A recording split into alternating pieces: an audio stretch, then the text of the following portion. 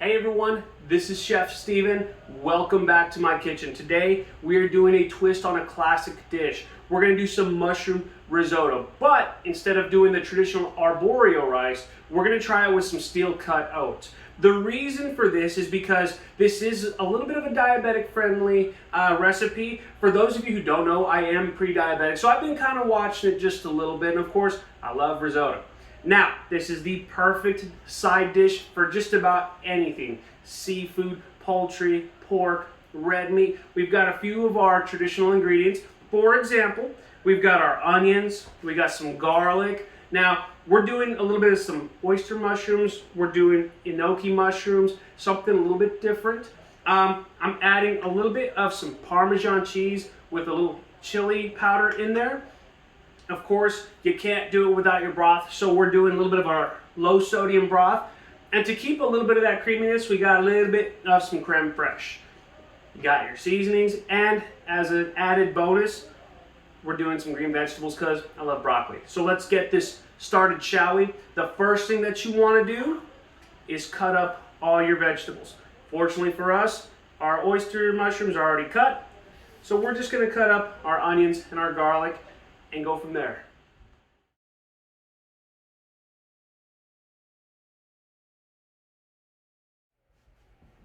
All right, the first thing that you want to do is preheat your pan. We've got it at about a medium-ish heat.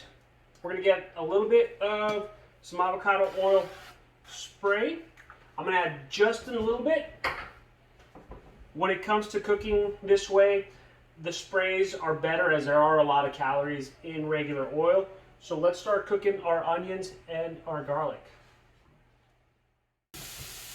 We're starting with our onions because if you overcook your garlic, it's going to get a little bit on the bitter side.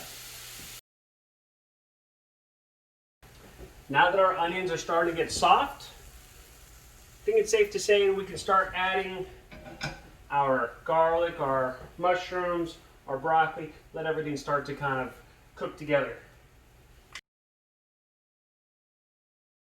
All right, our vegetables are cooking down. They started up here, now they're here. This is what we're working with right now. And I think it's safe to say that we can add our steel cut oats. Now, they're a little bit different from what you're used to with your instant. They're still kind of whole, but they're going to take a little longer to cook, so let's add them. Since we're using a non-stick pan, we're going to use a rubber spatula to make sure that we don't ruin our fancy schmancy non-stick pan. I'm going with about a cup of steel cut oats. If you're making a lot for more people, obviously make some more, but this is the first time that I've made it this way, so we're experimenting and learning, and that's what I like to do. We're going to let them kind of toast up just a little bit and get fragrant along with the vegetables. Now that everything's kind of all together, we're going to add about 2 cups of chicken broth and water. Now I've gone with about 1.5 cups of low sodium chicken broth, a 1/2 cup of water, mostly because I ran out, so yeah, there's that. And all we're going to do is we're going to stir this and just let it continue to cook down till it's soft and tender. Our oatmeal risotto is starting to cook down a little bit. The chicken broth is getting absorbed as well as evaporating just a little bit.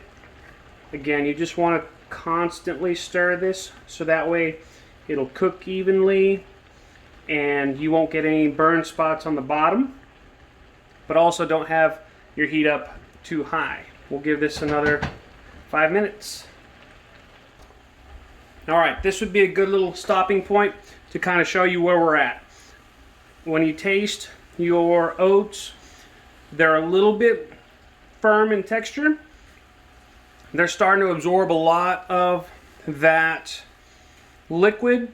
So we're just going to add a little extra water to it and let it continue to go for a few more minutes. Now our oatmeal mushroom risotto is starting to absorb even more.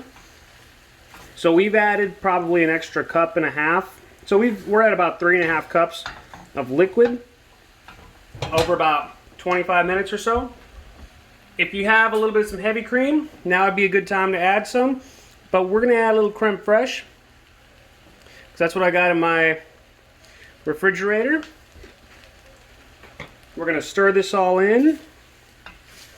Just start giving it that creamy looking texture. And what we're also going to do is add a little bit of some Parmesan. And the reason why we're doing this is because we haven't seasoned anything yet with salt, because the Parmesan is a little salty on its own. So remember, you can always put salt in, but you can't take it out. So let's taste it. And we'll add some more seasoning and cheese. So now we can start adding some salt.